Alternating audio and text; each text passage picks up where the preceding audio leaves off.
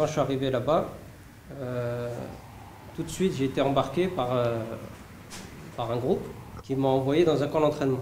Mourad a connu l'enfer des camps d'entraînement d'Al-Qaïda et de Guantanamo. Aujourd'hui, il témoigne de son expérience auprès de jeunes et d'animateurs de rue pour montrer l'horreur de la réalité de ces camps.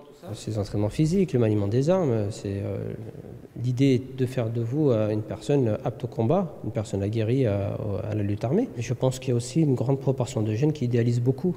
Et c'est ces raisons-là pour lesquelles moi je leur explique la réalité à laquelle j'ai été confronté. C'est le grand frère de Mourad qui lui a présenté ces camps comme des vacances, une expérience similaire à celle que connaît Younes, 13 ans, influencé par son grand frère pour partir en Syrie cette fois. Un départ qui attire d'autant moins les jeunes grâce à ce témoignage. Ça tombe au bon moment parce qu'on est en pleine, si je peux appeler ça, crise.